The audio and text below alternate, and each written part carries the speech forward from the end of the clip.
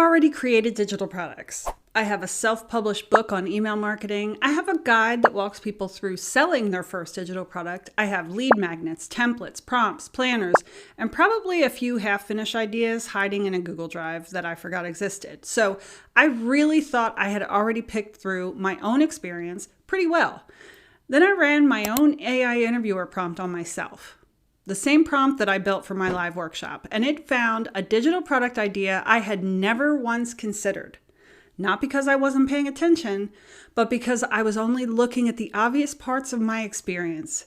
And apparently, the obvious parts are not always where the best ideas are hiding. And I'll tell you what happened. But first, if you're new here, I show people how to turn their lived experience into digital products. Follow so you don't miss what's coming. All right, so here's what happened. The prompt didn't just ask me, what are you good at? Or what topic do you want to teach?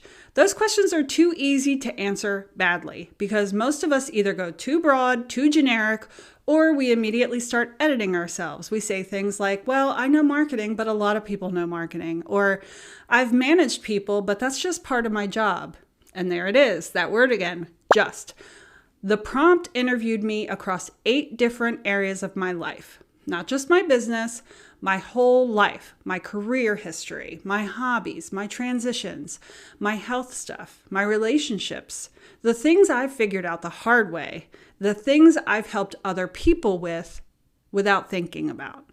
And when it got to my corporate career, 30 years in marketing and the last several as a manager and a director, it started asking me questions I wasn't expecting. It asked me, what was the best part of my job as a manager? And I said, without even thinking about it, developing my people, finding the high potential employees, figuring out where they want to go, building a customized quarterly development plan for them, not some lightweight, keep doing a great job kind of a plan, but a real document, quarter by quarter, goals, benchmarks, skill gaps, stretch assignments, regular check-ins, progress tracking, the kind of thing that helps someone see a future for themselves before they even fully believe it yet. And I had done this for years and I was proud of it. My employees appreciated it and I had never once thought of it as a digital product because to me, it was just my job. I didn't see it as a system. I didn't see it as a framework. I didn't see it as something another manager might desperately need.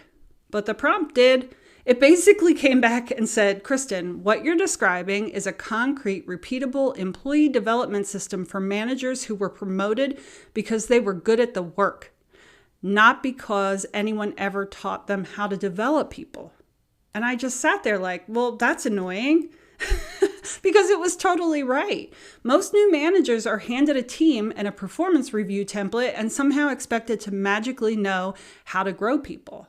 They're not taught how to spot potential. They're not taught how to create a development plan. They're not taught how to turn someone's ambition into a quarterly roadmap.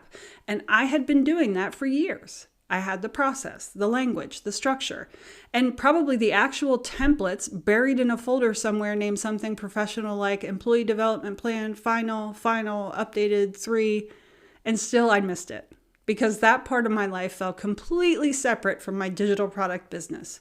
My brain put it in the corporate job box. The prompt pulled it back out and said, excuse me, ma'am, this is useful. And that prompt, the one that found this, is exactly what I'm walking people through live on June 27th in my workshop called Someone Will Pay for That.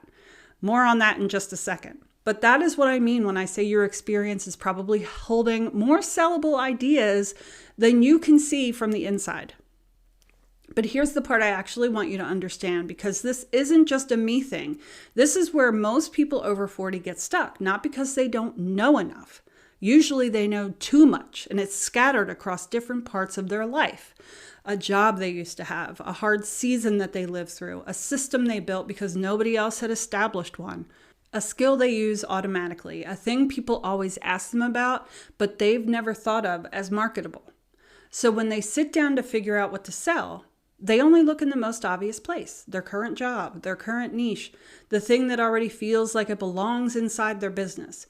But the best ideas are usually not sitting politely in the front row with a name tag, raising their hand like Horshack, screaming, ooh, ooh, Pick me. They're in the junk drawer, right? They're mixed in with old work documents, lived experience, weird hobbies, hard lessons, career pivots, and things you had to learn because life gave you no other option. That's why just brainstorm some ideas doesn't work. Your brain gives you the safest, most obvious answers. AI, when you use it well, asks better questions.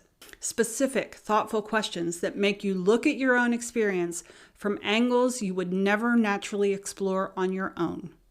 That's the difference between asking AI, what should I sell, which gives you a list that sounds like it came from a vending machine, and letting AI interview you deeply enough to uncover what you already know and what someone else would genuinely pay to understand faster.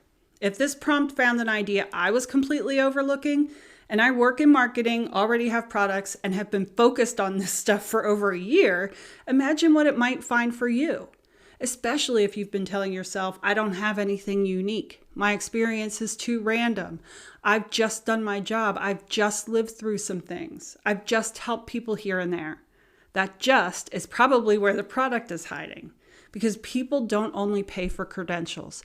They pay for clarity, for shortcuts, for someone who can help them avoid the confusion and wasted time that you already went through.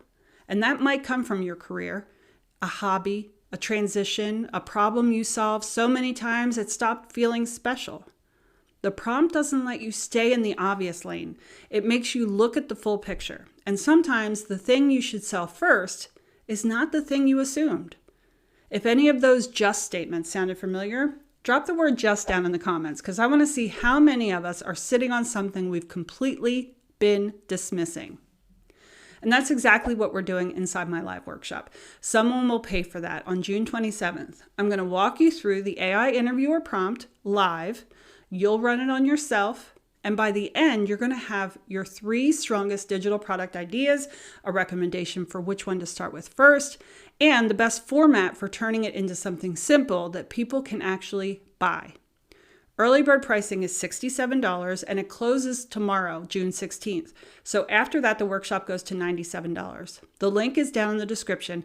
And if you've been sitting there thinking, I know I have something, but I can't figure out what it is, this is exactly what I built the workshop to solve. So here's what I want you to take from this. You're probably only looking at the obvious parts of your experience. The prompt looks at stuff you haven't thought of. Your work history, your hard lessons, your systems, your shortcuts, your I thought everyone just knew that knowledge. And what it finds might surprise you. If you want to keep going with this, watch this video next. All right, here's to your success and I'll see you next week.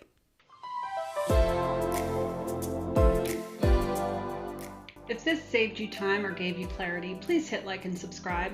I've got a lot more videos coming and they're all made with you in mind.